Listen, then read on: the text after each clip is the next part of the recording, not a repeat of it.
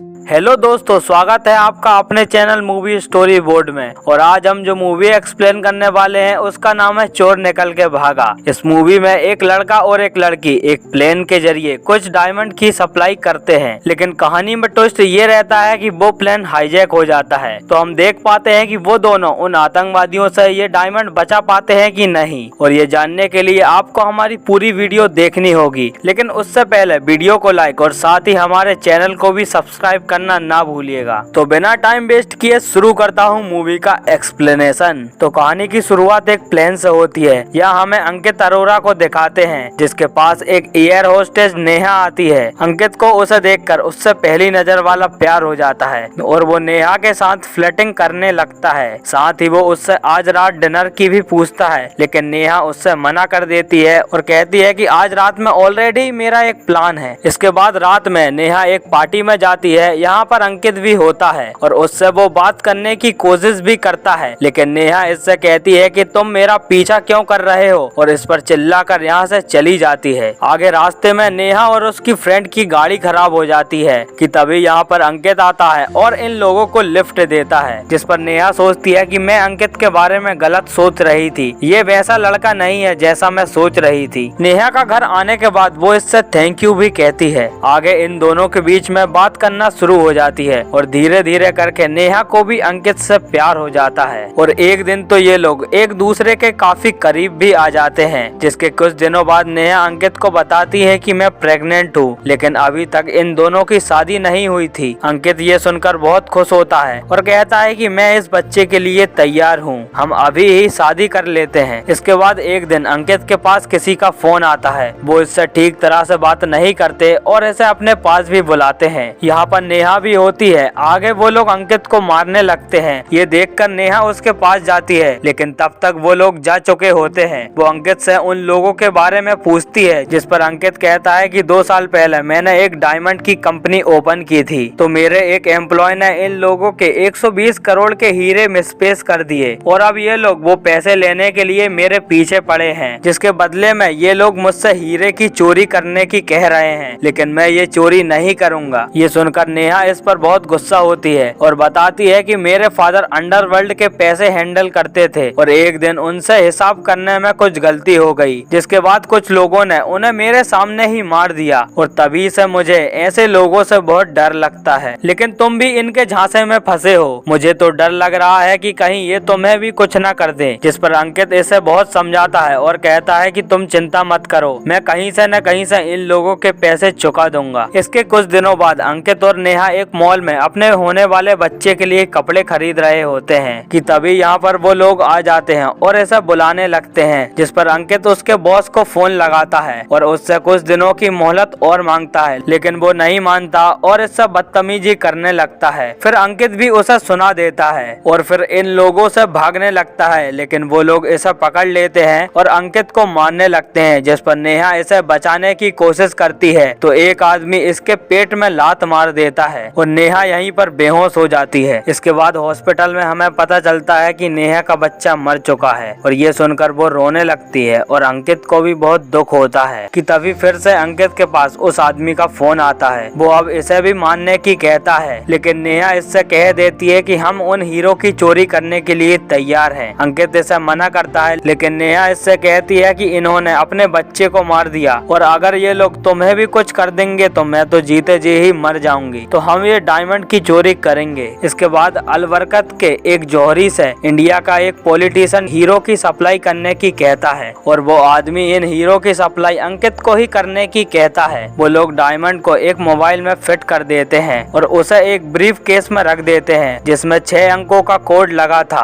और वो कोड मंत्री जी और उसके असिस्टेंट भगत को ही पता था। इसके बाद अंकित भगत को पैसों का लालच देकर वो कोड देने की कहता है और इन डायमंड को चोरी करके 50-50 बांटने की भी कहता है, जिस पर वो मान जाता है और ऐसा कोड देने के लिए तैयार हो जाता है। आगे अंकित और नेहा प्लेन में डायमंड चोरी करने की पूरी प्लानिंग कर लेते हैं, लेकिन तभी इन्हें पता चलता है कि जो आदमी डायमंड का ब्रीफकेस लेके आने वाला था वो इस प्लेन में है ही नहीं, मतलब कि उसको बदल के किसी और आदमी को पहुंचाया है। इसके बाद अंकित उसे पूरे प्लेन में इधर उधर देखने लगता है, लेकिन वो उसे कहीं नहीं मिलता। तो वो नेहा से कहता है कि उस आदमी को तुम ही देख देख सकती हो वो यहाँ का कुछ भी खाएगा पिएगा नहीं और वो सब कुछ अपने साथ ही लेकर आया होगा। जिसके बाद नेहा सभी लोगों को खाना सर्व करने लगती है, लेकिन एक आदमी उसे ऐसा ही मिलता है जो उससे कुछ भी नहीं लेता, यहाँ तक कि पानी भी नहीं लेता। नेहा समझ जाती है कि यही है वो कुरियर। फिर ये बात वो अंकित को बताती है, जिस पर वो कहता है कि तुम कैसे भी करके उसे वॉशरूम भेज दो, बाकी सब मैं देख लूंगा। आगे नेहा उसके कपड़े पे खाने से भरी एक प्लेट गिरा देती है। इसके बाद वो वॉशरूम की तरफ जाने लगता है कि तभी यहाँ पर कुछ आतंकवादी आ जाते हैं और इस प्लेन को हाईजैक कर लेते हैं। इसके बाद ये लोग सभी के फोन ले लेते हैं कि तभी एक आदमी उन आतंकवादियों को मारने लगता है, लेकिन फिर उसके सभी साथी मिलकर इसे बहुत मारते हैं और इसे एक चेयर से बांध कर बैठा देते हैं। इन लोगों को इस प्लेन के पायलट देख लेते हैं और वो लोग ये बात अलबरकत के हेडक्वार्टर भी बता देते हैं। आगे एक आतंकवादी नेहा को गन पॉइंट पर रख के पायलट से बात करता है और कहता है कि हमें हमारा आदिल मीर रिहा चाहिए, नहीं तो एक एक करके इन सभी लोगों को मार दूंगा और सबसे पहले इस लड़की को ही मारूंगा। और अब प्लेन दिल्ली नहीं बल्कि कुल्लू जाएगा। इधर इंडियन गवर्नमेंट को भी पता लग जाता है कि अलबरकत से दिल्ली आने वाला प्लेन हाईजैक हो गया है और वो लोग आदिल मीर को रिहा करने की कह रहे हैं। मंत्री जी को पता लगते ही वो भगत को फौरन ही कुल्लू भेजते हैं डायमंड को लेने के लिए। इधर दूसरी तरफ अंकित जोर जोर से सांस लेने लगता है और कहता है कि मुझे अस्थमा की बीमारी है और मेरा बैग बिजनेस क्लास में रखा हुआ है और उसी में मेरा अस्थमा का पंप है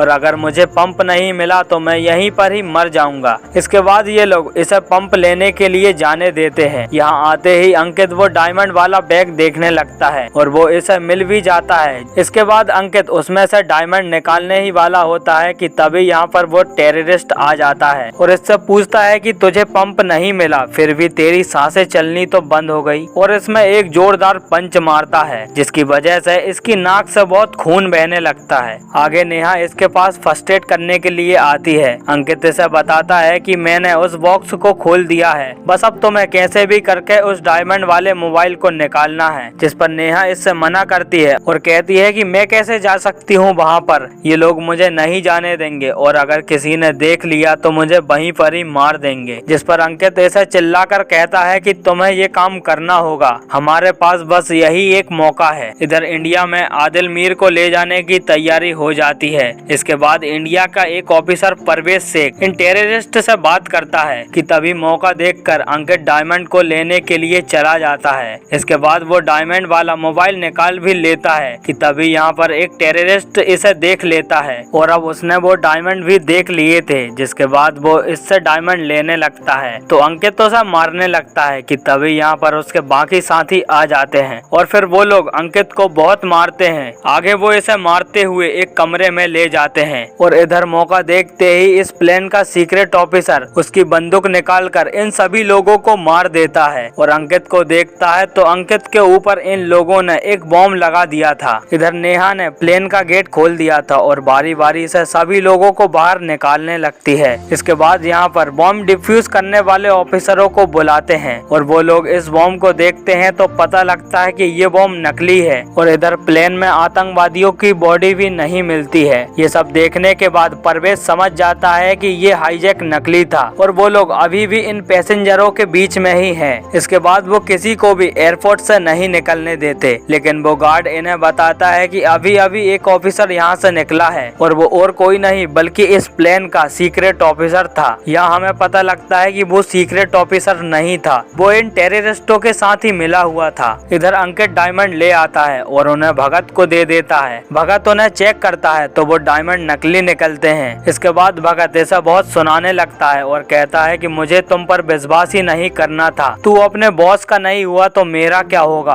और इससे कहता है कि तू कहीं से भी करके मुझे मेरे हीरे ला कर दे। अंकित को समझ नहीं आ रहा था कि हीरे गए तो गए कहाँ। आगे इसके पास नेहा आती है और इसे दिलासा देती हुए कहती है कि तुम चिंता मत करो, हीरे नहीं मिले तो क्या हुआ, हम कहीं से न कहीं से पैसे करके उन लोगों को दे देंगे। जिस पर अंकित इसका गला दबाकर कहता है कि ये मेरा आखिरी मौका था और तू प्यार प्यार क्या कर रही है, मैं कोई तुझसे प्यार व्यार नहीं करता, मैंने तुझे इन डायमंड के लिए ही पटाया था, वरना मैं तो तुझ जैसी को मुंह भी नहीं लगाता। और इसे धक्का दे देता है। इसके बाद कहानी फ्लैशबैक में जाती है और यहाँ हमें बताते हैं कि नेहा के पेट में उस आदमी आदमी ने जब लात मारा था तब वो किसी से फोन पर बात कर रही थी और उसका फोन अंकित के पास जाकर गिर जाता है और उसमें अंकित की बात रिकॉर्ड हो जाती है, जिसमें वो उस आदमी से कहता है कि मैंने तुझसे कहा था ना कि लड़की को नहीं मारना है, बस मुझे ही मारना है। ये सुनकर नेहा समझ जाती है कि अंकित मेरे साथ चीटिंग कर रहा है और वो उसका पीछा करने लगती है। जिसके बाद अंकित उन आदमियों के पास जाता है और उन्हें इस काम के पैसे देता है। इसके पीछे ही नेहा भी होती है और वो ये सब देख लेती है। नेहा को विश्वास नहीं हो रहा था कि अंकित मुझे धोखा दे रहा है और फिर वो रोते हुए हॉस्पिटल चली जाती है। इसके बाद वो इससे इंतकाम लेने की ठान लेती है और कहती है कि मैं अब इसे बताऊंगी कि किसी को धोखा देने का अंजाम क्या होता है। इसके बाद इसने अपने कजन सुधांशु के साथ मिलकर ये प्लेन हाईजैक करने का और डायमंड चोरी करने का प्लान बनाया और इन लोगों के साथ 5 लोग और भी थे। 3 वो टेररिस्ट और एक आदमी वो जो सबसे पहले पिटा था और एक गफ्फार चाचा जिसने प्लेन में ही नकली बंदूक बनाई थी। इसके बाद कहानी प्रेजेंट में आती है। यहाँ पर परवेज बारी बारी से सभी लोगों को बुलाकर उनसे पूछताछ करता है, लेकिन किसी से भी कुछ खास पता नहीं चलता और अब नेहा को बुलाया जाता है कि तभी नेहा मंत्री जी को बोल देती है कि अगर आपने ये इन्वेस्टिगेशन बंद नहीं करवाई तो मैं जाकर मीडिया से बोल दूंगी कि आप अलबरकत से डायमंड लेकर आ रहे थे और वो अब चोरी हो गए हैं। और इनके पास वो ब्रीफकेस के पासवर्ड वाली फोटो भी भेज देती है जो भगत ने अंकित को भेजी थी। इसके बाद मंत्री जी परवेज के पास फोन लगाते हैं और उससे ये इन्वेस्टिगेशन बंद करने की कहते हैं। वो समझ जाता है कि इस पूरे प्लान की मास्टरमाइंड नेहा ही है, लेकिन अब वो कर भी क्या सकता था। और इधर मंत्री जी अंकित और भगत को कुछ लोगों से बहुत पिटवाते हैं क्योंकि नेहा ने उन्हें इन लोगों की सारी सच्चाई बता दी थी। आगे अंकित के पास हॉस्पिटल में नेहा आती है और ऐसा पूरे प्लान के बारे में बताती है और कहती है कि मैं दोबारा इस काम में नहीं आना चाहती थी, लेकिन तूने काम ही ऐसा किया था तो मुझे तुझसे बदला लेना तो जायज था। और मूवी के लास्ट सीन में हमें नेहा को प्लेन में कहीं जाते हुए दिखाते हैं और उसके पीछे पीछे अंकित भी आ जाता है और इसी के साथ ये मूवी यहीं पर खत्म हो जाती है। तो दोस्तों उम्मीद करता हूँ आपको ये वीडियो अच्छी लगी होगी और अगर वीडियो अच्छी लगी है तो वीडियो को लाइक करें और साथ ही हमारे चैनल को सब्सक्राइब करके बेल आइकन भी प्रेस कर दीजिएगा ताकि आपको ऐसे ही मूवी के अपडेट मिलते रहें। तो मिलता हूँ आपसे अगली वीडियो में, तभी तक के लिए जय हिंद जय भारत।